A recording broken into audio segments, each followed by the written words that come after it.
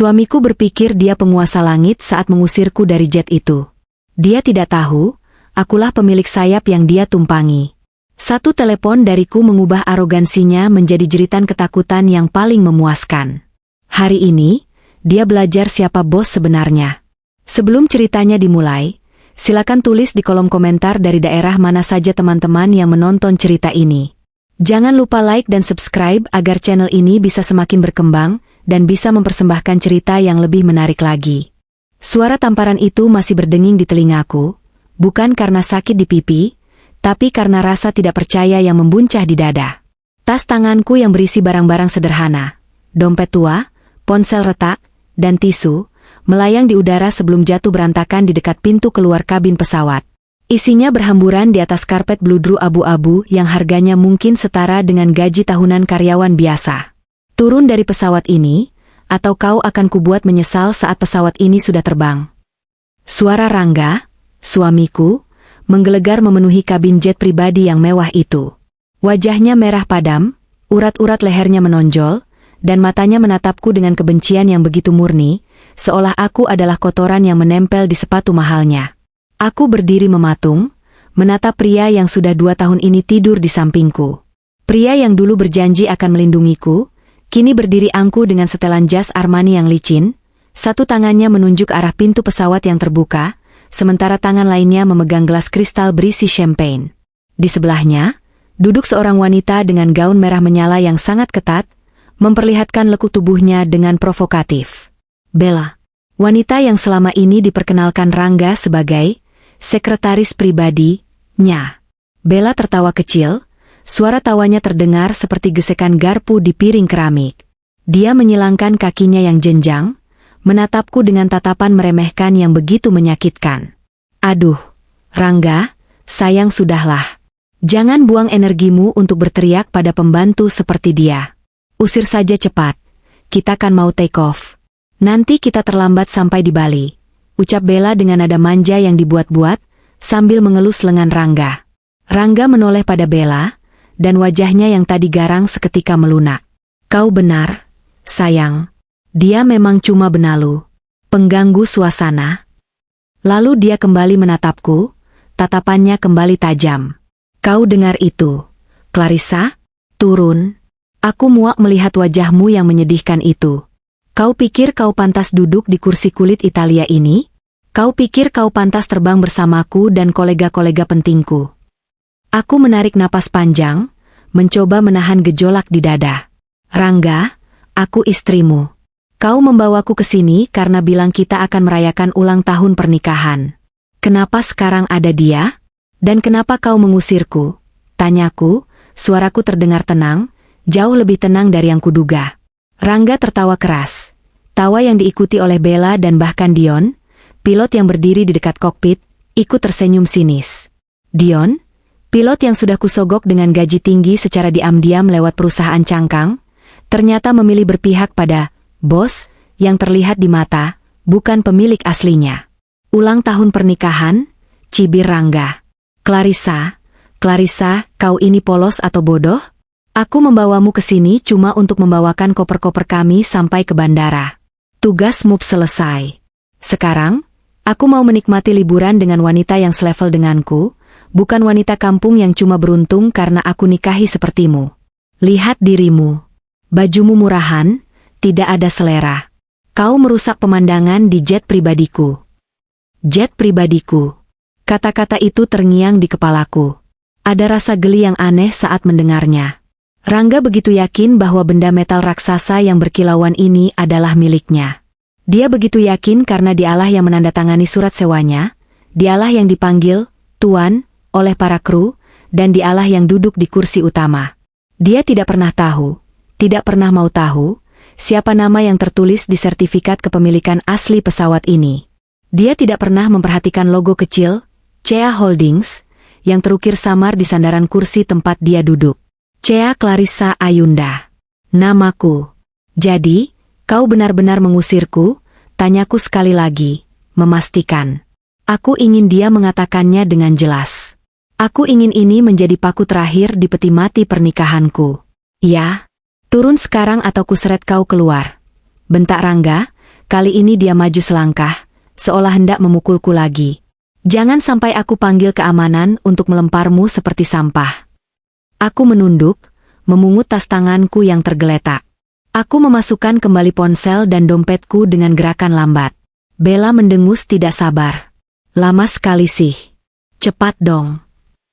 Aku berdiri tegak, merapikan baju terusan sederhanaku, yang sebenarnya berbahan sutra kualitas terbaik namun kupesan dengan desain minimalis agar tidak mencolok. Aku menatap mata Rangga dalam-dalam. Tidak ada air mata. Tidak ada histeria. Yang ada hanya kehampaan yang perlahan berganti menjadi tekad dingin. Baiklah, kataku pelan. Sebuah senyum tipis, sangat tipis, terukir di bibirku. Nikmati penerbangan terakhirmu, sayang. Semoga kau puas dengan keputusanmu hari ini. Pergi, teriak Rangga, menunjuk pintu. Aku berbalik dan melangkah keluar. Angin kencang di landasan pacu langsung menerpa wajahku, mengibarkan rambutku. Matahari sore bersinar terik, menciptakan bayangan panjang di aspal panas. Aku menuruni tangga pesawat dengan langkah mantap. Di belakangku, aku mendengar suara pintu pesawat ditutup dengan keras, diikuti suara tawa Rangga dan Bella yang samar-samar. Mereka pikir mereka menang. Mereka pikir mereka baru saja membuang beban. Aku berjalan menjauh sekitar 50 meter dari pesawat, menuju sebuah mobil sedan hitam yang terparkir di area VVIP, area yang seharusnya tidak boleh dimasuki sembarang orang. Sopir di mobil itu, Pak Hadi, sudah berdiri menunggu. Tapi aku tidak langsung masuk. Aku mengeluarkan ponselku. Layarnya menyala, menampilkan foto wallpaper aku dan ibu. Aku menekan satu kontak yang tersimpan dengan nama, Adrian, legal. Hanya 2 detik, panggilan itu tersambung. Selamat sore, Nona Clarissa. Ada yang bisa saya bantu? Suara bariton Adrian terdengar hormat dan sigap di ujung sana. Aku menoleh ke belakang, menatap jet putih megah itu. Mesinnya mulai menderu, bersiap untuk taksi menuju landasan pacu. Baling-baling di dalam turbin mulai berputar kencang. Rangga pasti sedang menuangkan champagne lagi sekarang, merayakan kemenangannya. Adrian, ucapku dingin, mataku tidak lepas dari pesawat itu. Aktifkan protokol Black Code. Sekarang. Hening sejenak di ujung telepon, lalu Adrian menjawab dengan nada yang jauh lebih serius. Apakah Anda yakin, Nona? Protokol Black Code akan mematikan semua akses aset yang terhubung dengan nama suami Anda, termasuk otorisasi penggunaan kendaraan yang sedang dia pakai. Ini akan memicu keributan besar. Aku tidak peduli, jawabku tegas. Dia baru saja mengusirku dari pesawatku sendiri. Dia bilang pesawat itu miliknya. Jadi, biarkan dia merasakan bagaimana rasanya saat miliknya itu diambil kembali. Matikan sistem pesawat itu. Kunci pintunya. Blokir semua akses keuangannya. Aku mau dia tahu dia sedang berhadapan dengan siapa. Dimengerti, Nona. Eksekusi dalam 3, 2, 1. Aku mematikan telepon tepat saat keanehan itu terjadi. Deru mesin pesawat yang tadinya bising dan bertenaga, tiba-tiba tersendat. Seperti binatang buas yang tercekik, suara turbin itu melengking aneh sebelum akhirnya mati total. Senyap. Baling-baling melambat hingga berhenti berputar. Lampu-lampu navigasi di sayap pesawat yang tadinya berkedip, kini padam. Pesawat itu, yang tadinya tampak gagah dan siap menaklukkan langit, kini hanya menjadi onggokan besi mati di tengah aspal. Aku tersenyum miring. Sistem keamanan jarak jauh yang kutanamkan saat membeli pesawat ini bekerja sempurna. Tidak lama kemudian, keheningan itu pecah. Meski aku berada di jarak 50 meter, aku bisa mendengar suara gedoran dari dalam. Pintu pesawat itu terkunci secara elektronik dari sistem pusat. Tidak bisa dibuka dari dalam secara manual tanpa kode darurat yang hanya aku yang tahu. Dinding pesawat memang tebal. Tapi karena mesin mati total, sistem ventilasi dan kedap suara pun tidak bekerja maksimal. Samar-samar, aku bisa mendengar teriakan. Itu suara Rangga. Buka. Kenapa pintunya macet? Dion. Apa yang terjadi? Lalu suara jeritan Bella. Panas. AC-nya mati. Rangga, aku takut. Aku membayangkan wajah Rangga saat ini. Dia pasti sedang memencet tombol intercom dengan panik. mencoba menghubungi menara pengawas, tapi tidak akan ada sinyal. Sistem blackout memutus semua komunikasi keluar kecuali saluran darurat yang terhubung langsung ke ponselku, jika aku mau mengaktifkannya. Tiba-tiba, ponselku bergetar lagi. Bukan panggilan telepon, tapi notifikasi dari sistem keamanan pesawat yang terhubung ke aplikasiku. Sistem diambil alih. Mode penguncian aktif. Otoritas keamanan bandara sedang menuju lokasi atas laporan penyusupan. Ya, Adrian bekerja cepat. Dia melaporkan keberadaan penyusup di dalam pesawat milik perusahaan. Polisi dan keamanan bandara akan segera datang, bukan untuk menyelamatkan Rangga sebagai VIP, tapi untuk menyeretnya keluar sebagai kriminal yang mencoba mencuri aset. Aku berbalik, memunggungi pesawat yang kini menjadi penjara bagi suamiku dan selingkuhannya. Aku berjalan menuju mobil Pak Hadi yang sudah membukakan pintu. "Kita pulang ke rumah ibu, Nona?" tanya Pak Hadi sopan. "Tidak, Pak," jawabku sambil masuk ke dalam mobil yang sejuk. "Antar aku ke kantor Adrian. Kita harus menyiapkan berkas perceraian dan tuntutan penggelapan dana. Perang baru saja dimulai." Di belakangku, sayup-sayup terdengar suara sirine mobil keamanan bandara mendekat, bercampur dengan teriakan histeris Rangga yang mungkin baru sadar bahwa dia tidak akan pernah terbang hari ini. Mobil melaju membelah jalanan Jakarta yang macet, tapi pikiranku melayang jauh ke masa lalu. Ke masa di mana aku masih begitu bodoh dan naif. 2 tahun lalu, saat aku pertama kali bertemu Rangga, aku mengira dia adalah pangeran berkuda putih. Ternyata, dia hanyalah penipu yang menunggangi kuda curian. Aku ingat pertemuan pertama kami di sebuah pameran seni. Saat itu, aku datang bukan sebagai Clarissa Ayunda, pewaris tunggal Malik Group, salah satu konglomerasi terbesar di Asia Tenggara. Aku datang sebagai Clarissa biasa, seorang mahasiswi pascasarjana jurusan sejarah seni yang mencintai lukisan. Aku memang sengaja menyembunyikan identitas asuku. Ayahku, Pak Malik, selalu mengajarkan untuk tidak memamerkan kekayaan demi menyaring mana teman sejati dan mana lintah darat. Rangga mendekatiku dengan pesona yang luar biasa. Dia tampan, tutur katanya manis, dan dia terlihat sangat mapan. Dia mengaku sebagai pengusaha startup yang sedang merintis karir. Dia bercerita tentang mimpi-mimpinya, tentang kerja kerasnya. Aku jatuh hati. Aku terbuai. "Aku tidak butuh wanita kaya, Clarissa," katanya padaku saat melamar 6 bulan kemudian di sebuah restoran sederhana. "Aku butuh wanita yang bisa mendukungku dari nol. Wanita yang sederhana sepertimu." Saat itu, hatiku meleleh. Aku pikir dia tulus menerima aku apa adanya. Seorang gadis yang dia kira yatim piatu yang hidup dari warisan tabungan orang tua yang pas-pasan. Aku tidak pernah memberitahunya bahwa tabungan pas-pasan itu adalah dana abadi yang bunganya saja bisa membeli satu kompleks perumahan. Aku menyetujui lamarannya, dan kami menikah secara sederhana.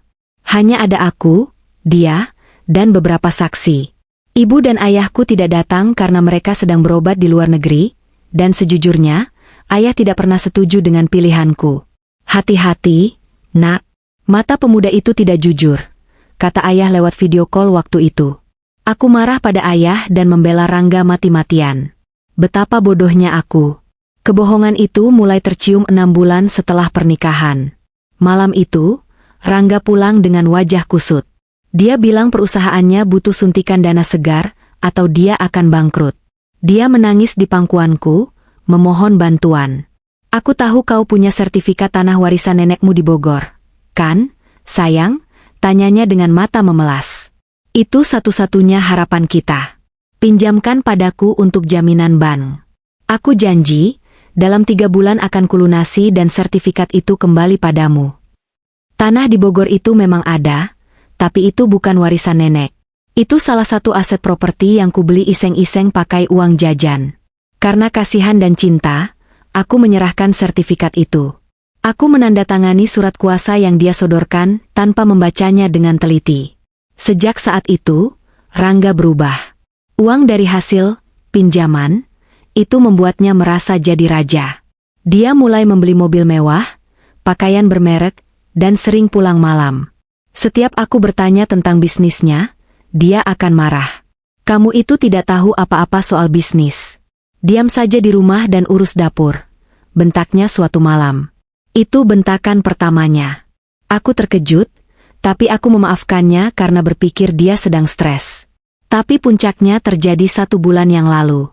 Ini adalah luka yang paling dalam, yang menjadi fondasi kebencianku hari ini. Waktu itu ada acara makan malam amal yang dihadiri oleh para pengusaha muda. Rangga memaksaku ikut, tapi dia menyuruhku memakai baju yang menurutnya pantas untuk istri yang penurut. Dia melarangku bicara kecuali ditanya. Di acara itu, aku duduk diam di sampingnya. Rangga sibuk tertawa dan mengobrol dengan rekan-rekannya, membual tentang kesuksesan bisnisnya yang sebenarnya didanai oleh uang hasil gadai tanahku. Tiba-tiba, seorang temannya bertanya, Rangga, ini istrimu? Jarang sekali kau bawa. Kenalkan dong. Rangga menoleh padaku dengan tatapan dingin, lalu tertawa remeh. Oh, ini Clarissa. Ya, dia memang jarang keluar. Dia agak lambat dalam bergaul. Kalian tahulah, tipikal wanita rumahan yang cuma tahu masak dan nonton sinetron. Aku membawanya supaya ada yang memegang jasku kalau aku mau ke toilet. Meja itu meledak dalam tawa. Wajahku panas. Jantungku serasa ditikam. Suamiku sendiri, di depan umum, merendahkanku serendah itu hanya untuk terlihat dominan di depan teman-temannya. Saat itu aku ingin berteriak. Aku ingin berdiri dan berkata, asal kalian tahu, gedung tempat kita makan ini milik ayahku. Dan perusahaanmu, Rangga, bisa kuhancurkan dalam 1 jentikan jari. Tapi aku menahannya. Aku mengepalkan tangan di bawah meja, hingga kuku-kukuku menancap ke daging. Aku menahan air mata agar tidak jatuh. Malam itu, saat pulang, Rangga bahkan tidak meminta maaf. Dia malah memarahi aku karena menurutnya mukaku yang cemberut merusak mood pestanya. Kau harusnya bersyukur aku masih mau mengajakmu, katanya waktu itu. Di luar sana, banyak wanita cantik dan pintar yang antre mau jadi istriku. Contohnya Bella, sekretaris baru aku itu. Dia lulusan luar negeri, pintar, modis. Tidak sepertimu yang kusam. Itu pertama kalinya dia menyebut nama Bella dengan nada membandingkan. Sejak saat itu, Bella sering muncul. Awalnya hanya jemputan ke kantor, lalu sering datang ke rumah dengan alasan lembur kerja. Hingga akhirnya terang-terangan bermesraan di depanku dengan dalih profesionalisme kerja. Rangga berpikir aku buta. Dia berpikir karena aku diam, aku tidak tahu apa-apa. Dia tidak tahu bahwa setiap kali dia tidur, aku memeriksa ponselnya. Aku menyalin data-datanya. Aku tahu dia tidak hanya selingkuh, tapi dia juga mulai memalsukan tanda tanganku untuk aset-aset lain yang dia temukan di brankas rumah. Dia pikir aku adalah domba yang siap disembelih. Dia tidak sadar, dia sedang membangunkan harimau tidur. Dan hari ini, di landasan pacu itu, harimau itu akhirnya menerkam. Mobil berhenti di depan sebuah gedung perkantoran megah berlapis kaca biru. Kantor hukum Adriano Partners. Aku turun dari mobil, menghapus sisa-sisa kenangan menyakitkan itu dari kepalaku. Tidak ada lagi Clarissa yang lemah. Tidak ada lagi istri yang penurut. Yang ada sekarang adalah Clarissa Ayunda Malik, wanita yang akan mengambil kembali setiap sen yang pernah dicuri darinya, dan memastikan pencurinya membayar dengan harga yang sangat mahal. Aku melangkah masuk ke lobi gedung. Resepsionis langsung berdiri dan membungkuk hormat. Selamat sore, Ibu Clarissa. Pak Adrian sudah menunggu di ruang rapat VVIP. Terima kasih, jawabku singkat. Langkahku bergema di lantai marmer. Setiap langkah adalah janji pembalasan. Rangga mungkin sudah membuatku menangis selama 2 tahun. Tapi aku pastikan, dia akan menangis seumur hidupnya mulai hari ini. Seminggu sebelum kejadian di landasan pacu, hujan turun sangat deras di Jakarta. Petir menyambar-nyambar, seolah langit sedang marah melihat kebodohan yang terjadi di rumahku. Malam itu adalah titik balik segalanya. Malam di mana aku menemukan kunci untuk membuka gerbang neraka bagi suamiku sendiri. Jam menunjukkan pukul 11 malam. Rangga belum tidur. Dia mengurung diri di ruang kerjanya di lantai 2 sejak pulang kantor. Wajahnya pucat pasi saat makan malam, tangannya gemetar saat memegang sendok. Dia tidak menyentuh makanannya sama sekali, dan hanya membentakku saat aku bertanya apakah dia sakit. Jangan tanya-tanya. Urus saja urusanmu, teriaknya waktu itu. Biasanya, aku akan masuk ke kamar, menangis di balik bantal, dan berdoa agar suamiku berubah. Tapi malam itu, instingku berkata lain. Ada sesuatu yang salah. Sangat salah. Ketakutan di mata Rangga bukan ketakutan biasa. Itu adalah tatapan orang yang sedang dikejar bayangannya sendiri. Aku menyeduh teh jahe hangat, alasan klise untuk masuk ke ruang kerjanya. Aku berjalan menaiki tangga dengan langkah tanpa suara. Lantai rumah kami dilapisi karpet tebal, membuat langkah kakiku senyap seperti hantu. Saat aku mendekati pintu ruang kerjanya yang terbuat dari kayu jati tebal, aku mendengar suara-suara. Pintu itu sedikit terbuka, menyisakan celah kecil seukuran jari. Rangga tidak sendirian. Ada suara laki-laki lain di sana. Dion. Pilot pribadi yang bekerja untuk Rangga. Atau lebih tepatnya, bekerja untuk perusahaan cangkang milikku yang dikelola Rangga. Aku berhenti tepat di samping pintu, menahan napas. Jantungku berdegup kencang, bukan karena takut ketahuan, tapi karena adrenalin yang memuncak. Gila lo, bos. Suara Dion terdengar panik, setengah berbisik tapi penuh tekanan. Lo gadein sertifikat jet itu ke siapa? Lo sadar nggak sih kalau itu bukan aset pribadi lo sepenuhnya? Itu aset perusahaan. Diem lo. Rangga memotong dengan suara serak. Aku bisa mendengar bunyi gelas beradu dengan meja. Mungkin dia sedang menuang alkohol. Gue nggak punya pilihan. Dion, orang-orang itu nekat. Mereka ngancem bakal dateng ke rumah, bakal nyulik Bella, bahkan bakal ngabisin gue di jalanan. Gue kalah gede semalam. 5 miliar, Dion. 5 miliar lenyap dalam 3 jam di meja judi sialan itu. Tanganku yang memegang nampan teh gemetar hebat. 5 miliar? Judi? Jadi selama ini, uang perusahaan yang dia bilang rugi karena kondisi pasar yang tidak stabil, sebenarnya dia bakar di meja judi? Terus sekarang lo mau gimana?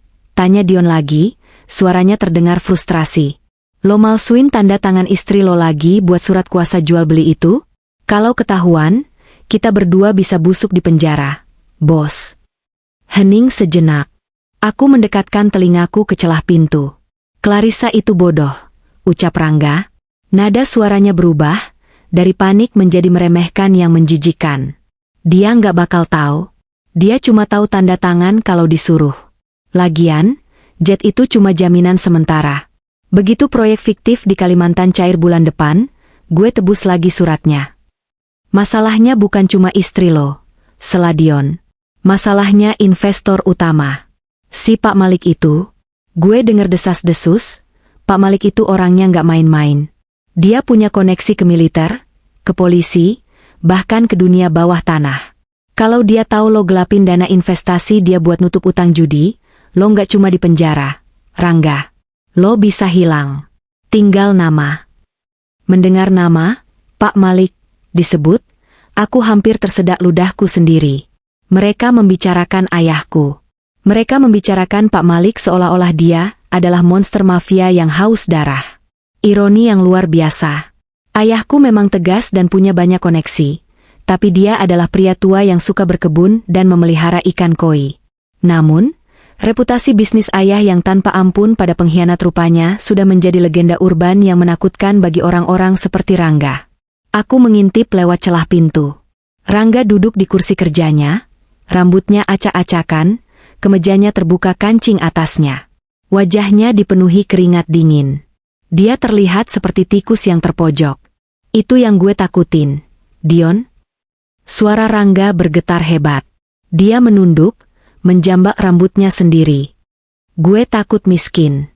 Gue nggak mau balik hidup susah kayak dulu. Gue nggak mau tidur di kontrakan sempit lagi. Tapi lebih dari itu, gue takut sama Pak Malik. Kalau dia tahu, tamat riwayat gue. Gue harus kabur, Dion. Makanya kita harus siapin jet itu buat ke Bali lusa. Dari Bali, gue rencananya mau lanjut ke Singapura, bawa Bella. Gue mau cuci uang sisa di sana. Terus istri lo? Tinggalin aja. Biar dia yang hadapin Pak Malik. Biar dia yang dikejar-kejar debt collector. Aset-aset atas nama dia kan? Biar dia yang hancur. Gue nggak peduli. Darahku mendidih. Rasanya seperti ada lahar panas yang mengalir di pembuluh darahku. Pria ini, pria yang kupikir mencintaiku, bukan hanya mencuri dariku, bukan hanya berselingkuh, tapi dia berencana menjadikanku tumbal untuk semua kejahatannya. Dia ingin aku hancur menggantikan posisinya. Dia ingin aku menghadapi kemarahan investor dan penagih utang sendirian, sementara dia lari dengan wanita lain. Cukup. Aku mundur perlahan. Tidak ada gunanya masuk ke sana dan melabraknya sekarang. Kalau aku masuk sekarang, dia hanya akan menyangkal, mungkin memukulku, lalu kabur lebih cepat. Tidak. Balas dendam terbaik tidak dilakukan dengan emosi yang meledak-ledak. Balas dendam terbaik disajikan dingin, terencana, dan mematikan. Aku kembali ke dapur, membuang teh jahe itu ke wastafel. Tanganku yang tadi gemetar kini terkepal kuat. Malam itu, aku menunggu sampai jam 3 pagi. Saat aku yakin Rangga sudah tertidur di kamar tamu, dia sudah jarang tidur sekamar denganku, aku menyelinap masuk ke ruang kerjanya. Rangga ceroboh. Sangat ceroboh. Laptopnya masih menyala dalam mode sleep. Dia pikir karena di rumah, dia aman. Dia tidak tahu musuh terbesarnya ada di bawah atap yang sama. Aku membuka laptopnya. Passwordnya masih sama, tanggal lahir Bella. Menjijikkan. Aku membuka folder tersembunyi yang dia namai, Sistem Files, agar tidak mencurigakan. Di dalamnya, aku menemukan segalanya. Bukti transfer ke situs judi online luar negeri. Total kerugian mencapai puluhan miliar rupiah. Scan surat-surat tanah dan surat kepemilikan jet yang tanda tangannya dipalsukan. Tanda tanganku yang dia tiru dengan kasar. Rekaman percakapan chat dengan rentenir yang mengancam akan membunuhnya jika tidak membayar minggu depan. Dan yang paling penting, draft rencana pelarian ke Singapura bersama Bella, lengkap dengan tiket penerbangan lanjutan yang sudah dipesan atas nama palsu. Aku menyalin semua file itu ke dalam flash disk kecil yang selalu kusembunyikan di kalung liontinku. Saat aku membaca chat Rangga dengan temannya tentang ketakutannya pada investor Malik, aku tersenyum di dalam kegelapan. Bro, gue denger Malik itu psikopat. Dia pernah bikin pengusaha bangkrut sampai gila cuma karena nipu 100 juta. Gue nipu dia miliaran. Bro, kalau ketahuan, gue bakal dicincang. Rangga menciptakan hantunya sendiri. Dia takut pada bayangan ayahku. Dan itulah senjata utamaku. Aku punya 3 senjata mematikan sekarang. Bukti kriminal, pemalsuan dokumen dan penggelapan dana yang cukup untuk memenjarakannya 20 tahun. Kelemahan finansial, dia bangkrut total dan dikejar utang judi. Teror psikologis, ketakutannya yang irasional pada sosok Pak Malik, dan kemiskinan. Aku menutup laptop itu pelan-pelan, memastikan posisinya sama persis seperti semula. Aku keluar dari ruangan itu dengan perasaan yang benar-benar baru. Clarissa yang cengeng sudah mati di ruang kerja itu. Yang keluar adalah Clarissa sang eksekutor. Besok, aku akan menghubungi Adrian. Aku akan menyiapkan panggung sandiwara terbesar untuk suamiku tersayang. Dia ingin terbang ke Bali? Baik, akan kuberikan dia pesawat. Tapi dia tidak akan pernah mendarat di tempat yang dia inginkan. Kembali ke masa kini, di dalam ruang rapat VVIP kantor hukum Adriano Partners.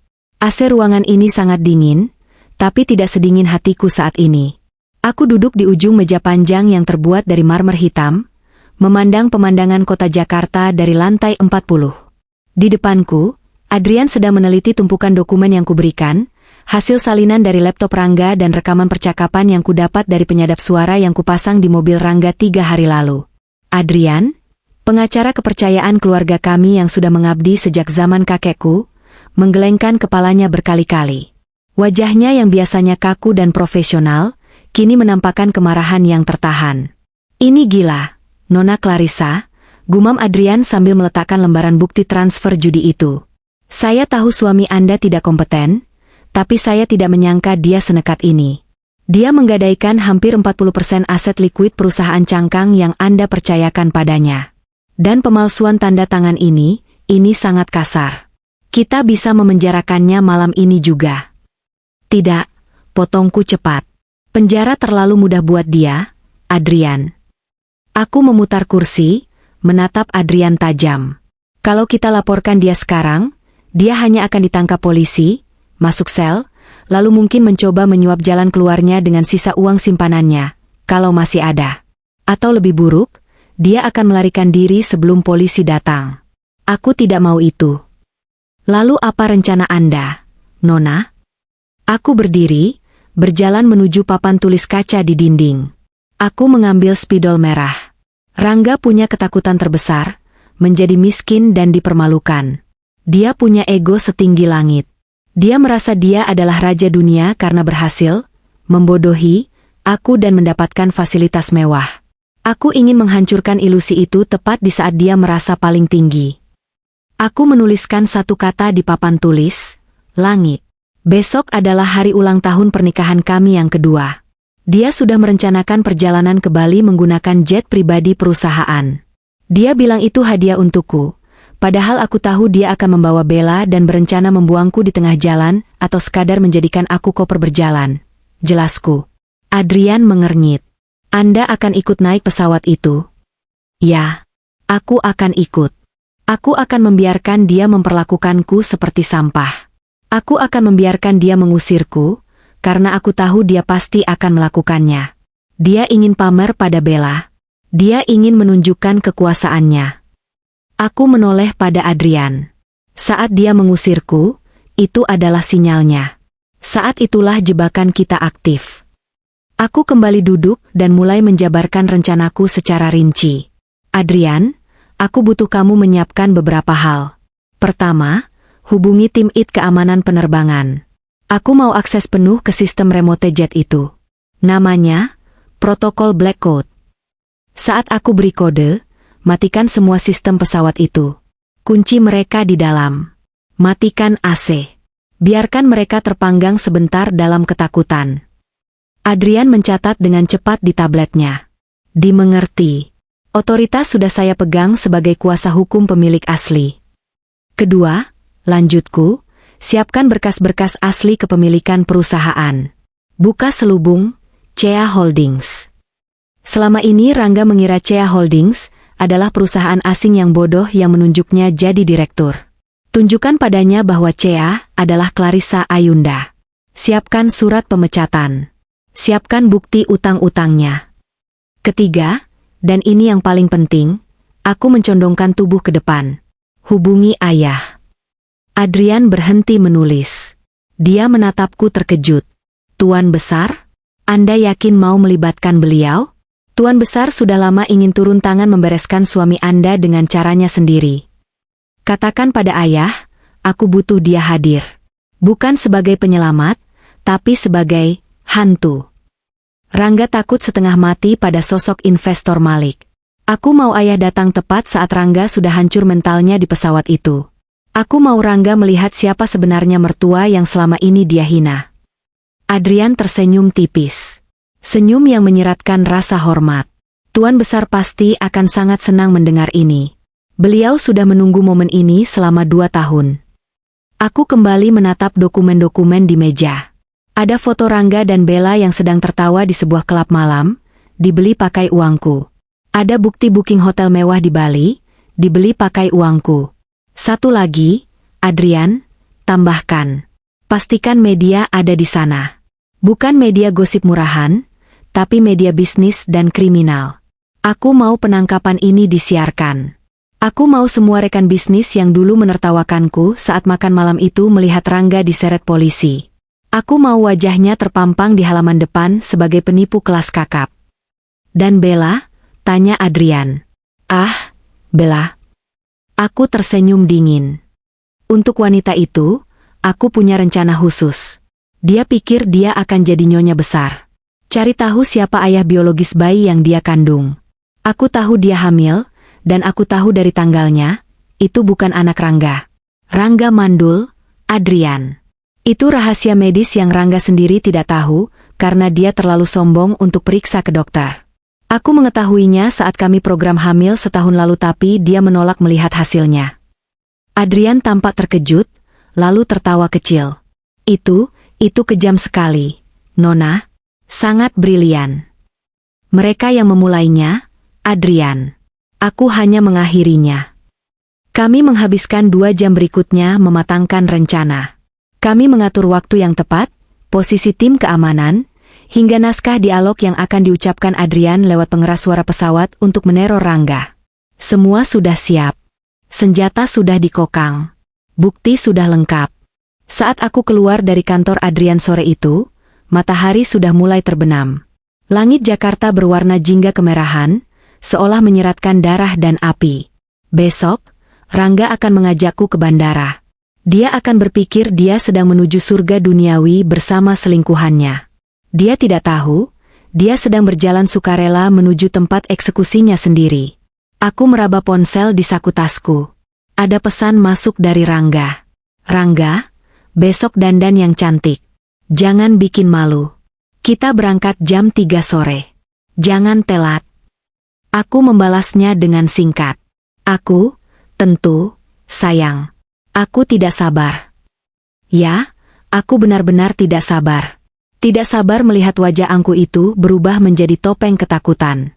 Tidak sabar melihat Raja itu jatuh dari tahtanya dan menyadari bahwa dia hanyalah badut di istanaku. Aku duduk di kursi belakang mobil sedan hitam Adrian yang terparkir di sudut strategis, sekitar 100 meter dari posisi jet pribadi itu teronggok. Kaca mobil ini gelap sempurna, membuatku tak terlihat dari luar, namun aku bisa melihat segalanya. Di tanganku, sebuah tablet menampilkan 4 sudut pandang kamera CCTV tersembunyi yang ada di dalam kabin pesawat. Suhu di dalam kabin sudah mencapai 38 derajat Celcius. Nona, lapor Adrian yang duduk di kursi depan, memantau panel kendali sistem pesawat lewat laptopnya. Oksigen masih aman, tapi ventilasi mati total. Mereka seperti berada di dalam oven mewah sekarang. Aku menatap layar tablet tanpa berkedip. Di layar itu, aku melihat pemandangan yang sangat kontras dengan kemewahan interior pesawat. Rangga, yang tadi begitu gagah dengan jas mahalnya, kini terlihat seperti orang gila. Jasnya sudah dilempar ke lantai, kemejanya basah kuyup oleh keringat hingga menempel transparan di kulitnya. Dia mondar-mandir di lorong kabin sempit itu seperti binatang terkurung. Sementara Bella, wanita yang tadi mengejek bajuku, kini duduk terkulai di sofa kulit sambil mengipas-ngipas wajahnya dengan majalah bisnis. Make-up tebalnya mulai luntur. Maskaranya meleleh, menciptakan jejak hitam di pipinya yang membuatnya terlihat seperti badut yang menangis. Rambutnya yang di-styling mahal kini lepek dan berantakan. Panas banget. Rangga, lakukan sesuatu. Aku bisa mati kalau begini terus. Jerit Bella. Suaranya terdengar jelas lewat earphone yang kupakai. Sistem audio kabin menyalurkan setiap desah napas mereka langsung ke telingaku. Diam kau. Aku sedang mencoba menelepon. Bentak Rangga. Dia membanting ponselnya ke sofa. Sialan, nggak ada sinyal. Dion, bagaimana kokpit? Radio nyala nggak? Kamera di kokpit memperlihatkan Dion yang sedang memencet segala tombol dengan panik. Mati total, bos. Semua sistem dead. Ini aneh banget. Kayak ada yang cabut baterai utamanya. Pintu darurat juga ke lock sistem hidrolik. Kita nggak bisa keluar kecuali ada yang buka dari luar. Gedor pintunya, teriak minta tolong ke orang di luar. Perintah Rangga histeris. Aku melihat mereka bertiga bergantian menggedor jendela kaca yang tebal itu. Tapi percuma. Posisi pesawat itu ada di hangar pribadi yang jauh dari terminal umum. Dan staf ground handling di sekitar situ sudah diinstruksikan oleh Adrian untuk menjauh demi keamanan, karena ada masalah teknis berbahaya. Tidak ada yang akan mendengar mereka. Aku menyentuh ikon mikrofon di tabletku. Adrian, sambungkan suaraku ke speaker kabin. Gunakan filter suara sedikit bergema agar terdengar lebih dramatis. Siap, Nona. Saluran terbuka. Aku menarik napas panjang. Ini saatnya bermain. Tes 1-2. Suaraku menggema di dalam kabin pesawat lewat speaker-speaker Bose berkualitas tinggi yang tertanam di langit-langit. Di layar, aku melihat Rangga dan Bella tersentak kaget. Mereka celingukan mencari sumber suara. Siapa itu? Petugas menara? Tolong kami. Kami terkunci di sini, teriak Rangga ke arah langit-langit. Aku tertawa kecil, tawa yang dingin dan menusuk. Bukan menara, Rangga. Sayang sekali, menara tidak bisa mendengarmu. Hanya aku. Wajah Rangga memucat. Dia mengenali suaraku, tapi dia tampak bingung karena nada biaraku sangat berbeda dengan Clarissa yang dia kenal. Clarissa? Itu kau? Kau di mana? Sialan. Suruh orang buka pintu ini sekarang. Jangan main-main, atau kau benar-benar habis nanti. Bahkan dalam keadaan terdesak, dia masih mengancam. Dasar sampah. Kau tidak dalam posisi untuk mengancam. Sayang, jawabku santai. Bagaimana rasanya di dalam sana? Panas? Seperti neraka kecil, bukan? Anggap saja ini simulasi untuk tempat tinggalmu nanti di akhirat. Clarissa. Buka pintunya. Jerit Bella ikut-ikutan. Aku hamil. Kalau terjadi apa-apa sama bayiku, kau akan kupenjarakan. Ah, bayi. Aku menatap layar di mana Bella memegang perutnya. Nanti kita bahas soal bayi itu. Tapi sekarang, mari kita bicara bisnis. Rangga. Atau haruskah kupanggil Tuan Penipu? Rangga terdiam. Matanya liar menatap sekeliling. Apa maksudmu? Mari kita hitung-hitungan. Ucapku, suaraku sengaja kubuat datar seperti mesin penjawab otomatis. Jet pribadi jenis Gulfstream G650. Harga sewa per jam, $15.000 Amerika. Status pembayaran, menunggak 6 bulan. Omong kosong. Gue udah bayar. Bantah Rangga, meski suaranya bergetar. Bayar pakai apa? Uang monopoli, sindirku. Aku memegang data keuanganmu, Rangga. Kau tidak membayar sewa pesawat ini. Kau justru memalsukan bukti transfer ke manajemen. Dan yang lebih parah, kau menggadaikan sertifikat pesawat ini ke bandar judi di Makau minggu lalu senilai 5 miliar rupiah. Di layar, aku melihat Dion menoleh cepat ke arah Rangga. Bos, 5 miliar? Lo bilang cuma jaminan sementara. Diam lo, Dion. Rangga mendorong Dion. Jangan dengerin istri gila gue. Dia cuma mau nakut-nakutin. Nakut-nakutin? Aku melanjutkan seranganku. Rangga, kau pikir pemilik asli pesawat ini tidak tahu? Kau pikir, investor Malik, yang kau takuti itu buta? Mendengar nama, Malik, lutut Rangga tampak lemas. Dia jatuh terduduk di lantai kabin. Bagaimana kau tahu soal Malik? Karena dia sedang melihatmu sekarang, dustaku, atau sebenarnya setengah fakta. Investor Malik sangat marah, Rangga. Dia tahu kau memakai uang investasinya untuk main perempuan dan judi. Dia tahu kau memalsukan tanda tangan di surat aset tanah. Dan kau tahu apa yang Malik lakukan pada pengkhianat. Aku membiarkan hening menggantung selama 5 detik. 5 detik yang terasa seperti 5 tahun bagi Rangga. Keringatnya semakin deras mengucur. Dia akan memiskinanmu sampai kau tidak punya celana dalam sekalipun. Bisikku tajam lewat speaker. Dan sekarang, polisi sedang berjalan menuju pesawat. Bukan untuk menolongmu, tapi untuk menjemputmu. Selamat menikmati sisa waktu sebagai orang bebas, suamiku. Kekacauan pecah di dalam pesawat. Bella mulai memukuli dada Rangga. Kamu bilang kamu kaya. Kamu bilang pesawat ini punya kamu. Jerit Bella histeris. Kamu bohong sama aku, Rangga. Kamu punya utang judi. Gila kamu. Aku nggak mau ikut-ikutan. Aku mau turun. Diam, Bella. Plah. Di layar, aku melihat Rangga menampar Bella dengan keras hingga wanita itu terjungkal ke sofa. Darah segar mengalir dari sudut bibir Bella. Ini semua gara-gara kau, teriak Rangga, menyalahkan Bella. Kalau kau nggak minta liburan ke Bali, gue nggak bakal kejebak di sini. Gue harusnya kabur sendiri. Oh, jadi kau mau kabur sendiri? Dion ikut terpancing emosi. Pilot berbadan tegap itu mencengkeram kerah baju Rangga.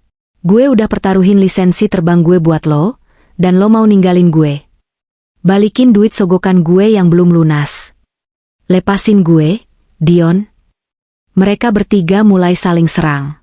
Rangga bergumul dengan Dion, sementara Bella melempar bantal dan gelas ke arah mereka sambil menangis histeris. Pemandangan di dalam jet mewah itu kini tak ubahnya seperti kandang binatang buas yang sedang kelaparan dan saling mangsa. Aku mematikan mikrofon, menyandarkan punggungku di kursi mobil yang empuk. Cukup untuk pemanasan, Adrian. Mereka sudah hancur secara mental. Sekarang, saatnya kita hancurkan mereka secara fakta. Adrian mengangguk. Dia mengetik sesuatu di ponselnya. Tim keamanan siap. Pak Malik juga sudah tiba di mobil belakang. Kita masuk. Kita masuk, jawabku sambil membuka pintu mobil. Udara sore di luar terasa segar dibandingkan dengan udara busuk kepalsuan yang selama ini kuhirup di rumah. Aku merapikan rambutku, memastikan penampilanku sempurna. Aku bukan lagi istri yang teraniaya. Aku adalah pemilik yang datang untuk menagih. Bunyi hidrolik pintu pesawat yang terbuka memecah keributan di dalam. Tangga pesawat turun perlahan secara otomatis setelah Adrian membuka kuncinya dari sistem pusat. Uap panas langsung menyembur keluar dari kabin, membawa aroma keringat dan parfum mahal yang bercampur aduk memualkan. Rangga, Dion, dan Bella langsung berhenti berkelahi. Mereka menatap pintu yang terbuka itu seperti melihat cahaya surga. Pintu terbuka. Cepat keluar, teriak Rangga. Dia mendorong Bella dan Dion minggir, ingin menjadi orang pertama yang menyelamatkan diri. Sifat aslinya yang egois benar-benar terpampang nyata. Rangga berlari menuruni tangga pesawat dengan napas terengah-engah. Wajahnya kusut, kemejanya robek, dan ada lebam di pipinya bekas pukulan Dion. Namun, langkahnya terhenti mendadak di anak tangga terakhir. Di hadapannya, aku berdiri tegak. Di sebelah kananku berdiri Adrian dengan setelan jas rapi memegang tas dokumen tebal. Di sebelah kiriku berdiri dua orang pengawal berbadan besar dengan kacamata hitam. Dan di belakangku, berbaris rapi 4 orang petugas kepolisian berseragam lengkap. Rangga mematung. Matanya melotot menatapku, lalu beralih ke polisi, lalu kembali ke aku. Clarissa, suaranya parau, nyaris tak terdengar. Halo lagi, Rangga, sapaku dingin. Mau kemana buru-buru? Kita belum selesai bicara. Bella dan Dion menyusul turun dengan wajah ketakutan. Bella langsung bersembunyi di balik punggung Rangga saat melihat polisi, sementara Dion mengangkat kedua tangannya secara refleks. Minggir. Rangga mencoba menerobos. Aku mau pulang. Pesawat ini rusak. Istriku gila. Pak polisi, tangkap wanita ini. Dia menyandera kami. Polisi itu tidak bergerak. Justru Adrian yang melangkah maju, menghalangi jalan Rangga. Maaf, Tuan Rangga, ucap Adrian sopan tapi tegas. Anda tidak bisa pergi kemana-mana. Pesawat ini tidak rusak. Pesawat ini diamankan oleh pemiliknya, karena adanya percobaan pencurian dan penyalahgunaan aset. Pencurian apa? Ini pesawat sewaan perusahaanku. Bentak Rangga, mencoba mengumpulkan sisa-sisa wibawanya yang sudah hancur. Saya Direktur Utama CEA Holdings. Saya yang berhak atas pesawat ini. Aku tertawa. Kali ini tawa keras yang membuat semua orang menoleh. Aku melangkah maju hingga jarak wajahku dan Rangga hanya tinggal beberapa sentimeter. Aku bisa mencium bau ketakutan dari tubuhnya. Rangga, kau itu lucu sekali, ucapku sambil menggelengkan kepala. Kau mengaku sebagai Direktur CEA Holdings selama 2 tahun, tapi kau tidak pernah penasaran apa kepanjangan dari CEA itu. Rangga mengernyit bingung. Apa peduliku? Itu cuma nama perusahaan cangkang. Adrian, tunjukkan, perintahku. Adrian membuka tas dokumennya, mengeluarkan sebuah map tebal berwarna biru tua. Dia membukanya dan memperlihatkan akta pendirian perusahaan yang asli di depan wajah Rangga. Bacalah, kataku. Mata Rangga menyusuri dokumen itu. Mulutnya perlahan terbuka. Matanya membelalak lebar, seolah bola matanya akan melompat keluar. Pemilik saham tunggal, Clarissa Ayunda. Rangga mengeja namaku dengan suara gemetar. Clarissa Ayunda? Dia menatapku dengan horor. Tidak mungkin.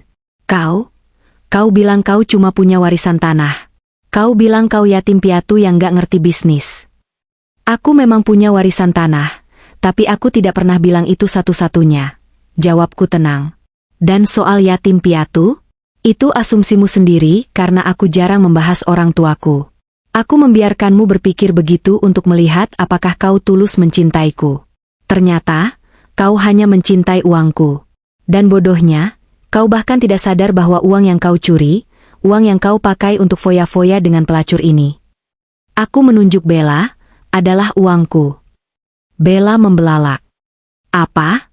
Jadi semua mobil, tas, apartemen itu punya dia? Bella menunjukku dengan tangan gemetar. Tepat sekali, Nona Bella, sambar Adrian. Dan karena semua itu dibeli menggunakan dana penggelapan perusahaan, maka per hari ini, semua aset itu disita. Apartemen yang Anda tempati sekarang sudah digembok. Mobil yang Anda pakai ke sini akan diderek. Nggak mungkin, jerit Bella. Dia berbalik memukul Rangga lagi. Kamu penipu. Kamu bilang kamu CEO. Ternyata kamu cuma maling duit istrimu sendiri. Dasar laki-laki nggak berguna. Diam. Rangga mendorong Bella hingga jatuh terduduk di aspal. Dia kembali menatapku, kali ini matanya berkaca-kaca. Bukan karena sedih, tapi karena panik luar biasa. Clarissa, oke, aku salah. Maafkan aku. Aku hilaf. Tapi kita suami istri, kan? Harta kita harta bersama. Kamu nggak bisa laporin aku ke polisi. Itu namanya KDRT psikis. Harta bersama? Aku mengambil map lain dari tangan Adrian. Kau lupa kita menandatangani perjanjian pranikah? Ah, kau pasti tidak membacanya karena terlalu nafsu ingin menikahiku saat itu. Di sini tertulis jelas, pemisahan harta total. Dan segala bentuk tindak pidana keuangan yang dilakukan salah satu pihak terhadap pihak lain akan diproses secara hukum. Aku melempar tumpukan foto-foto dan kertas bukti transfer ke wajahnya. Kertas-kertas itu berhamburan tertiup angin, tapi Rangga bisa melihat jelas isinya. Bukti transfer judinya. Bukti booking hotelnya. Bukti pemalsuan tanda tangannya. Kau dipecat, Rangga, kataku final. Bukan hanya dipecat dari CA Holdings, tapi juga dipecat dari hidupku. Dan ini, aku mengambil amplop coklat terakhir. Ini hadiah perpisahan untukmu, agar kau tahu betapa menyedihkannya hidupmu. Aku mengeluarkan selembar kertas hasil laboratorium. Kau bilang Bella hamil anakmu, kan? Kau bangga sekali karena merasa jantan, sementara kau selalu menyalahkanku karena kita belum punya anak. Rangga menatap kertas itu. Bacalah. Itu hasil tes DNA prenatal non-invasif yang kuambil sampelnya dari rambut Bella yang tertinggal di mobilmu dan sikat gigimu. Teknologi sekarang canggih, Rangga. Rangga membaca hasil itu. Wajahnya berubah dari pucat menjadi hijau. Probabilitas ayah biologis, 0%. Dan coba lihat hasil tes kesuburanmu yang kulakukan diam-diam saat kau operasi usus buntu bulan lalu. Lanjutku tanpa ampun. Kau azoospermia, Rangga. Kau mandul permanen. Kau tidak bisa punya anak. Hening. Keheningan yang begitu mencekam di landasan pacu itu. Rangga menatap Bella dengan tatapan kosong. Bella yang duduk di aspal hanya bisa menunduk. Menangis terisak-isak, tidak berani menyangkal karena dia tahu kebohongannya sudah terbongkar. Anak siapa ini, Bella? Bisik Rangga, suaranya terdengar patah hati. Bella tidak menjawab. Jawab, teriak Rangga, hendak menerjang Bella lagi, tapi dua polisi dengan sigap menahan tubuhnya. Lepaskan aku. Wanita jalang itu menipuku. Dia bilang itu anakku. Rangga meronta-ronta dalam pegangan polisi. Cukup dramanya, potongku. Aku merasa muak melihat pemandangan ini. Pak polisi, silakan bawa mereka. Tuntutan saya sudah lengkap. Penggelapan dana 45 miliar, pemalsuan dokumen negara, dan pencurian aset. Tunggu. Clarissa, jangan lakukan ini. Rangga berlutut saat polisi memborgol tangannya. Air matanya mulai tumpah. Aku suamimu. Aku cintamu. Tolong beri aku kesempatan kedua. Aku akan berubah. Aku akan jadi pembantumu, terserah. Jangan penjara aku. Aku takut penjara. Melihatnya berlutut, menangis, dan memohon seperti anak kecil membuat rasa cintaku yang dulu pernah ada benar-benar menguap tak bersisa. Tidak ada rasa kasihan. Yang ada hanya rasa jijik. Kesempatan kedua, tanyaku pelan. Kau sudah membuang kesempatan itu saat kau berteriak mengusirku dari pesawat tadi. Ingat kata-katamu? Turun atau kau akan menyesal. Nah, Rangga, sekarang siapa yang menyesal?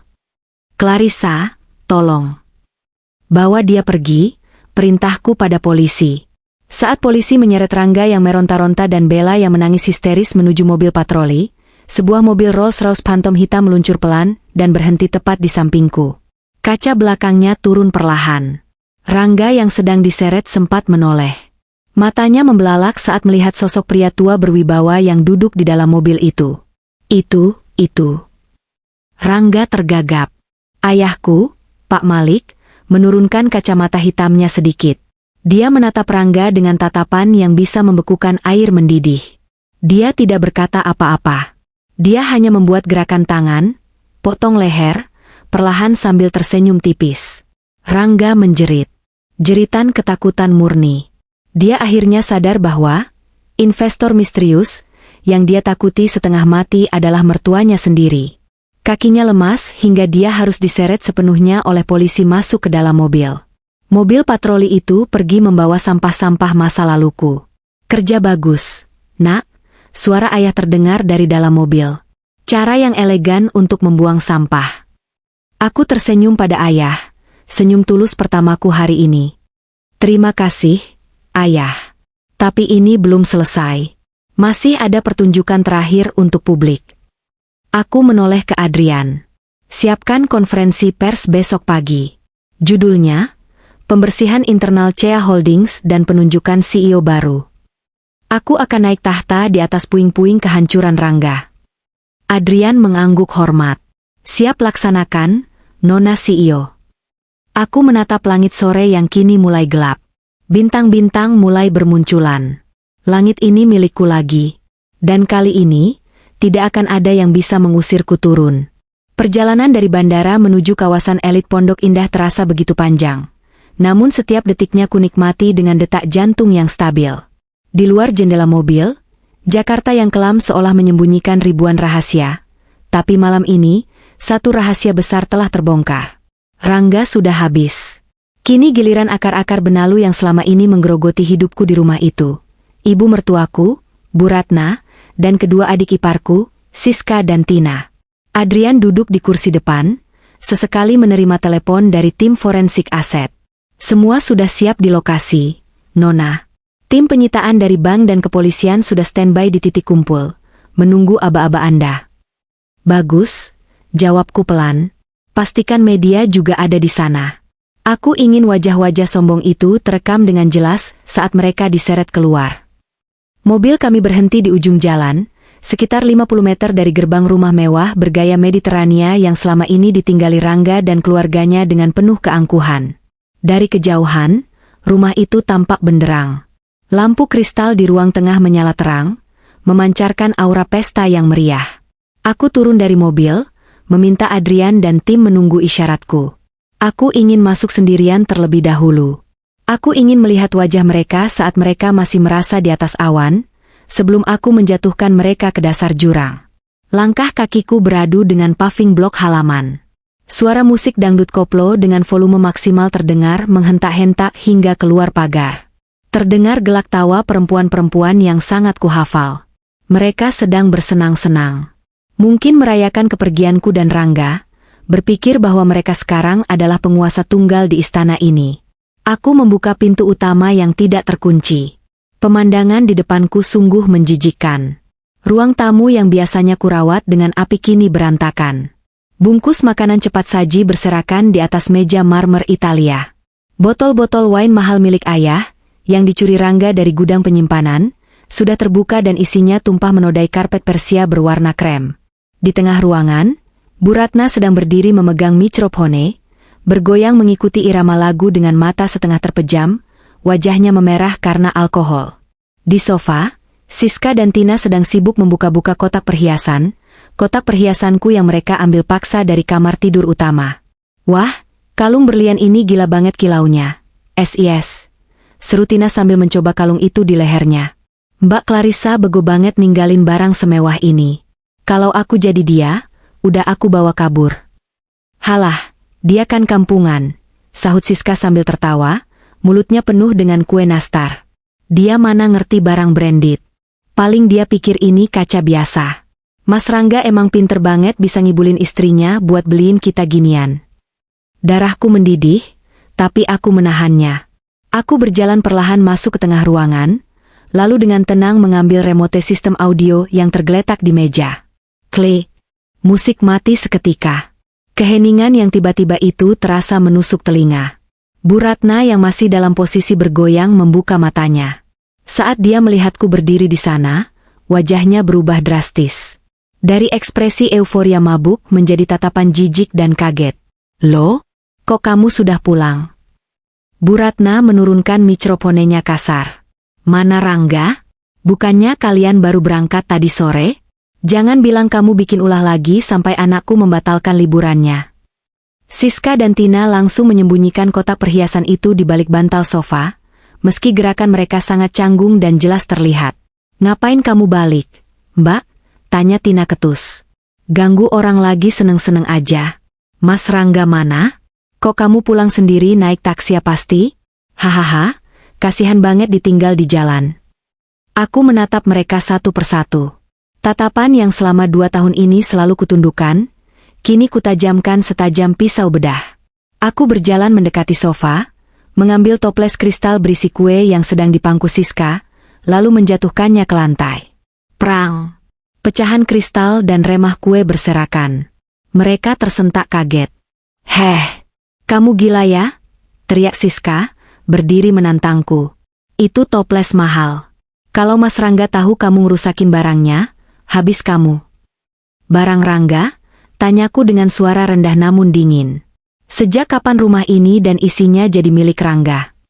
Bu Ratna melangkah maju, telunjuknya yang dihiasi cincin emas seberat 10 gram menuding wajahku. Perempuan tak tahu diuntung. Kamu itu cuma numpang di sini. Rangga itu CEO. Dia yang beli rumah ini. Kamu itu cuma istri yang bisanya ngabisin duit suami buat belanja sayur. Jangan belagu kamu mentang-mentang Rangga lagi nggak ada. Iya tuh, Bu, kompor Tina. Usir aja dia. Mumpung Mas Rangga nggak ada, biar dia tidur di teras. Biar tahu rasa. Aku tertawa. Tawa yang kering, tanpa humor sedikit pun. Kalian benar-benar keluarga yang kompak. Kompak dalam kebodohan dan keserakahan. Jaga mulutmu. Bu Ratna hendak menamparku. Tangannya melayang di udara.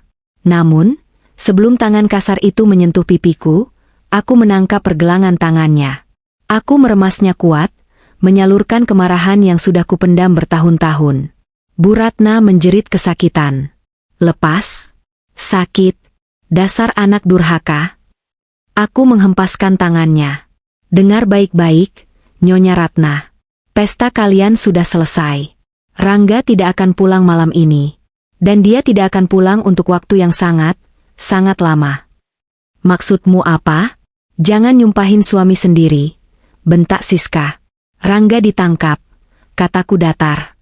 Hening sejenak. Lalu tawa mereka meledak lagi, lebih keras dari sebelumnya. Ditangkap? Hahaha. Bu Ratna memegangi perutnya. Kamu ini kalau ngarang cerita yang pinter dikit. Rangga itu orang terhormat. Dia punya koneksi pejabat. Mana mungkin ditangkap? Paling juga kamu yang ditinggalin karena ketahuan selingkuh. Kan? Nyalain TV-nya, perintahku. Ogah. Siapa kamu nyuruh-nyuruh? Bantah Tina. Tanpa bicara, aku mengambil remote TV dan menekan tombol power. Layar 85 inci di dinding menyala, menampilkan saluran berita 24 jam. Break news, drama di landasan pacu. Siapa sedang? Di layar itu, wajah Rangga terpampang jelas. Video amatir yang direkam oleh tim Adrian memperlihatkan Rangga yang sedang diseret oleh polisi di aspal bandara. Tangan Rangga diborgol ke belakang. Wajahnya basah oleh air mata dan ingus. Dia berteriak-teriak memanggil namaku. Clarissa, tolong aku. Aku nggak mau dipenjara. Maafin aku. Suara teriakan Rangga di TV menggema di ruang tamu yang mewah itu. Wajah Bu Ratna memucat seketika. Mulutnya menganga, tapi tidak ada suara yang keluar. Siska menjatuhkan gelas yang dipegangnya. Tina menutup mulut dengan kedua tangannya, matanya membelalak horor. Narator berita melanjutkan laporannya. Tersangka R, yang mengaku sebagai pemilik perusahaan investasi, ditangkap atas tuduhan penggelapan dana senilai 45 miliar rupiah, pemalsuan dokumen aset, dan penipuan berlapis. Diketahui, seluruh aset yang diakuinya, termasuk jet pribadi dan rumah mewah di Pondok Indah, adalah milik istrinya, C.A., yang merupakan pewaris tunggal konglomerat Malik Group. Malik Group, bisik Bu Ratna gemetar. Dia menoleh padaku dengan tatapan seperti melihat hantu. "Kak, kamu pewaris Malik Group?" Aku tidak menjawab. Aku hanya tersenyum miring. Tiba-tiba, suara sirine memecah malam. Cahaya biru dan merah berputar-putar menembus jendela, menciptakan disko horor di dinding ruang tamu. Pintu depan terbuka lebar. Adrian masuk dengan langkah tegap, diikuti oleh 5 petugas kepolisian berseragam lengkap, 2 orang petugas pengadilan, dan di belakang mereka wartawan.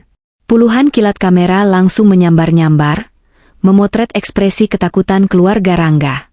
"Selamat malam," suara Adrian menggelegar. "Kami dari tim kuasa hukum Nona Clarissa Ayunda. Sesuai dengan surat perintah pengadilan yang baru saja terbit, kami akan melakukan penyitaan aset dan pengosongan rumah ini." Enggak mungkin." Bu Ratna mundur terhuyung-huyung hingga menabrak dinding. "Ini rumah anak saya punya sertifikatnya." "Sertifikat palsu, Ibu?" potong petugas pengadilan sambil menunjukkan dokumen asli. "Sertifikat asli atas nama Clarissa Ayunda. Anak Ibu memalsukannya untuk jaminan utang judi." "Judi?" Siska lemas dan jatuh terduduk di lantai. "Sekarang, silakan kalian keluar," kataku. "Kalian punya waktu 10 menit untuk mengambil baju-baju kalian. Jangan bawa barang berharga satupun. Perhiasan yang kau pakai, Tina, lepas sekarang. Itu milikku. Kalung yang kau pegang, Siska, letakkan. Itu warisan ibuku." Tapi kami mau tinggal di mana?" Bu Ratna mulai menangis histeris. Dia berlari ke arahku, bersimpuh di kakiku. Pemandangan yang sangat kontras dengan beberapa menit lalu saat dia hendak menamparku. "Clarissa, nak, tolong Ibu. Ibu sudah tua. Jangan usir Ibu. Rangga memang salah, tapi Ibu nggak tahu apa-apa. Kami keluarga kamu." Aku menatap wanita tua yang sedang memeluk kakiku. Dulu, aku mungkin akan luluh. Dulu, aku akan memaafkan. Tapi ingatan tentang bagaimana dia menyebutku, mandul, pembawa sial, dan benalu, setiap hari selama 2 tahun membuat hatiku membeku. "Keluarga?" tanyaku pelan. "Ibu bilang keluarga? Saat saya sakit demam berdarah bulan lalu, Ibu bilang apa? Ibu bilang saya manja dan nyuruh saya masak padahal saya hampir pingsan. Saat itu, di mana rasa kekeluargaan Ibu?" Aku menepis tangannya dan mundur selangkah. "Satpam!" seret mereka keluar. "Jangan." "Ampun," jerit Tina dan Siska saat 2 petugas keamanan wanita menarik mereka berdiri. Mereka dipaksa keluar rumah dengan hanya membawa tas tangan mereka. Wartawan di depan pagar langsung mengerubungi mereka seperti semut pada gula. "Bu Ratna, bagaimana tanggapan Ibu soal anak Ibu yang ternyata penipu?" "Mbak Siska, benarkah tas-tas mewah Anda hasil uang curian? Apakah benar kalian selama ini menindas istri Rangga?" Pertanyaan-pertanyaan itu menghujani mereka tanpa ampun. Kilatan kamera membutakan mata. Tetangga-tetangga elit yang selama ini terganggu oleh keberisikan mereka berdiri di balkon masing-masing, menonton dengan tatapan puas. "Syukurin. Akhirnya kena batunya," teriak Bu Tejo, tetangga sebelah yang pernah dilabrak Bu Ratna gara-gara masalah parkir. Sombongnya selangit, ternyata kere. Aku berdiri di teras rumah yang kini terasa sangat luas dan sunyi. Aku melihat Bu Ratna pingsan di depan pagar, sementara kedua anaknya menangis meraung-raung di aspal, disorot kamera TV nasional. Kehancuran mereka sempurna. Bukan hanya miskin, mereka kini menanggung malu seumur hidup. Jejak digital kejatuhan mereka akan abadi di internet. Petugas mulai menempelkan stiker besar berwarna merah di pintu dan jendela, disita. Adrian menghampiriku. "Sudah selesai, Nona. Mobil derek sudah membawa semua kendaraan Rangga. Rekening ban mereka juga sudah dibekukan karena terindikasi aliran dana pencucian uang." "Terima kasih, Adrian," ucapku. Aku merasa lelah, tapi lelah yang melegakan. Seperti baru saja menurunkan beban ratusan kilogram dari pundakku. Apa yang akan kita lakukan dengan rumah ini, Nona? Dijual? Aku menatap pilar-pilar marmer rumah itu. Tidak. Jadikan rumah singgah untuk yayasan anak yatim piatu. Setidaknya, tempat yang pernah dipakai untuk dosa kesombongan ini bisa dibersihkan dengan doa anak-anak yang tulus. Aku berbalik, meninggalkan rumah itu selamanya. Malam ini, aku tidur di hotel, tapi besok, aku akan tidur di istanaku sendiri. Istana yang kubangun dengan keringatku, bukan hasil tipuan. 6 bulan kemudian, cahaya matahari pagi menembus dinding kaca lantai 50 Malik Tower. Jakarta terlihat begitu kecil dari ketinggian ini, seperti miniatur mainan yang bisa kuatur sesuka hati. Aku duduk di kursi kerjaku yang ergonomis, menghirup aroma kopi Arabica yang baru digiling. Ruanganku hening, elegan, dan berwibawa. Sangat berbeda dengan kekacauan 6 bulan lalu. Di papan nama di mejaku tertulis dengan tinta emas, Clarissa Ayunda, Chief Executive Officer. Intercom di mejaku berbunyi. Suara sekretarisku, Yasmin, terdengar lembut. Bu Clarissa, Pak Farel dari tim investigasi swasta sudah datang. Beliau membawa laporan bulanan yang ibu minta. Suruh masuk, Yasmin. Pintu terbuka. Farel, pria parubaya dengan setelan jas rapi namun wajah yang keras khas mantan intelijen, masuk membawa sebuah map tebal berwarna hitam. Ini adalah ritual bulananku. Aku tidak ingin mengunjungi mereka secara langsung, itu hanya akan membuang waktuku, tapi aku ingin memastikan Karma menjalankan tugasnya dengan baik. Selamat pagi, Bu Clarissa, sapa Farel hormat. Dia meletakkan map itu di mejaku. Laporan lengkap tentang subjek R, subjek B, dan keluarga R. Aku membuka map itu perlahan. Halaman pertama, subjek R, Rangga. Lokasi, Lembaga Pemasyarakatan Cipinang, Blok Tahanan Umum. Ada beberapa foto candid yang diambil dari jarak jauh. Foto pertama memperlihatkan Rangga sedang mengepel lantai lorong penjara. Tubuhnya kurus kering, tulang pipinya menonjol. Rambutnya yang dulu selalu klimis dengan pomade mahal kini dicukur botak asal-asalan. Kondisinya memburuk. Bu, jelas Farel. Dia tidak punya uang untuk membayar kamar sel yang layak. Jadi dia tidur di aula besar berdesak-desakan dengan 50 narapidana lain. Karena kasusnya penipuan dan korbannya istri sendiri, dia sering jadi bulan-bulanan napi lain. Di penjara, napi yang menyakiti wanita atau keluarga biasanya ada di kasta terendah. Aku menatap foto lain di mana wajah Rangga terlihat lebam. Tatapannya kosong. Pria yang dulu berteriak, turun dari pesawat ini, dengan begitu gagah, kini tak lebih dari seonggok daging yang ketakutan. Dia sering berhalusinasi, tambah Farel. Sipir bilang, setiap malam dia mengigau memanggil nama ibu. Dia bilang dia CEO dan akan segera dibebaskan oleh mertuanya. Teman-teman selnya menertawakannya. Aku membalik halaman. Halaman kedua, subjek B, Bella. Lokasi, sebuah rumah petak kumuh di pinggiran Bekasi. Foto Bella membuatku tertegun sejenak. Wanita di foto itu nyaris tak bisa dikenali. Kulitnya kusam, ada lingkaran hitam tebal di bawah matanya. Dia sedang duduk di depan sebuah baskom besar berisi cucian kotor, sementara di punggungnya ada bayi yang diikat dengan kain jarik lusuh. Bella melahirkan seorang putri, kata Farel. Seperti dugaan ibu, ayah biologisnya, si pejabat yang selingkuh dengannya, menolak mengakui anak itu. Pejabat itu bahkan mengancam akan membunuhnya jika Bella buka mulut. Bella sekarang bekerja sebagai buruh cuci harian. Semua akun media sosialnya sudah dihapus karena bulian netizen yang tiada henti. Dia tidak bisa melamar kerja kantoran karena catatan kriminal persekongkolan penipuan yang ibu laporkan. Apakah dia bahagia? Tanyaku retoris. Sangat menderita, Bu. Tetangga-tetangganya tahu dia mantan pelakor viral. Dia sering dicemooh saat belanja di warung. Bayinya sering sakit karena lingkungan yang tidak higienis. Aku menutup bagian Bella. Tidak ada rasa kasihan. Dia memilih jalan pintas untuk kaya dengan menghancurkan rumah tangga orang lain. Sekarang dia harus menempuh jalan panjang dan terjal untuk sekadar bertahan hidup. Itu harga yang adil. Halaman ketiga, keluarga R, Bu Ratna, Siska, Tina. Lokasi, sebuah desa kecil di Jawa Tengah. Mereka pulang kampung karena tidak kuat menanggung malu di Jakarta, lapor Farel. Tapi gosip menyebar cepat lewat internet. Di kampung pun mereka dikucilkan. Bu Ratna terkena stroke ringan sebulan lalu karena stres ditagih debt collector, sisa utang Rangga yang menggunakan nama ibunya. Siska dan Tina sekarang bekerja di pabrik rokok, melinting rokok secara manual. Gaji mereka pas-pasan hanya untuk makan dan beli obat ibunya.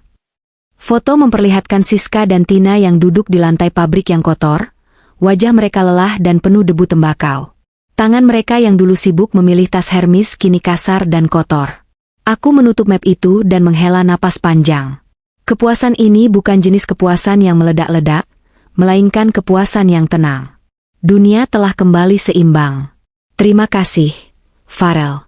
Laporan yang sangat detail. Kamu boleh pergi. Setelah Farel keluar, aku bangkit dan berjalan menuju jendela besar. Di bawah sana, kemacetan Jakarta terlihat seperti aliran sungai lampu. Tiba-tiba pintu ruanganku terbuka lagi. Kali ini tanpa ketukan.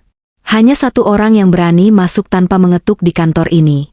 Ayah, sapaku sambil tersenyum. Pak Malik, pria tua dengan wibawa yang tak lekang oleh waktu, berjalan masuk dengan tongkat kayu cendananya. Dia tersenyum bangga. Di tangannya ada sebuah tablet.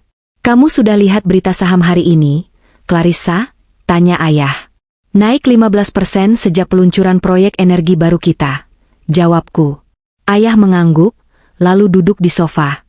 Bukan itu yang membuat ayah bangga. Tapi cara kamu menangani krisis ini. Kamu tidak hanya menghancurkan musuhmu, tapi kamu membangun kembali kerajaanmu di atas puing-puingnya. Itu mentalitas Malik sejati. Ayah menatapku dalam-dalam. Maafkan ayah karena dulu membiarkanmu menikahi bajingan itu. Ayah tahu dia tidak beres sejak awal, tapi ayah ingin kamu belajar. Ayah tidak mau selamanya melindungimu dari kenyataan pahit. Aku duduk di samping ayah, memegang tangannya yang keriput namun hangat. Aku mengerti, ayah. Kalau bukan karena rasa sakit itu, Clarissa yang sekarang tidak akan pernah lahir. Rasa sakit itu adalah guru terbaikku. Lalu, apa rencanamu selanjutnya? Menikah lagi? Goda ayah. Aku tertawa. Tidak dalam waktu dekat. Aku sedang menikmati hubungan romantisku dengan pekerjaan dan kebebasanku. Lagi pula, aku menatap langit biru di luar jendela. Aku baru saja belajar cara terbang dengan sayapku sendiri. Aku ingin menikmati pemandangan dari atas sini sebentar lagi. Ponselku berdering. Nama, Adrian, muncul di layar. Ya, Adrian. Bu Clarissa, pengadilan agama baru saja mengetuk palu. Akta cerai Anda sudah resmi keluar. Anda sekarang secara hukum berstatus lajang dan bebas dari segala tuntutan harta gonogini pihak lawan. Berita bagus, Adrian. Kirimkan salinan akta cerai itu ke penjara Cipinang. Bingkai dengan figura emas. Anggap saja itu hadiah ulang tahun untuk mantan suamiku. Siap, Bu. Aku memutus sambungan telepon. Senyumku mengembang sempurna. Aku, Clarissa Ayunda. Dulu istri yang terbuang, diusir dari pesawat, dihina, dan direndahkan. Hari ini, aku adalah wanita yang berdiri di puncak dunia, memandang ke bawah pada masa lalu yang sudah terkubur dalam. Langit tidak lagi kelabu. Langitku berwarna emas. Dan kali ini, akulah pilot dari takdirku sendiri.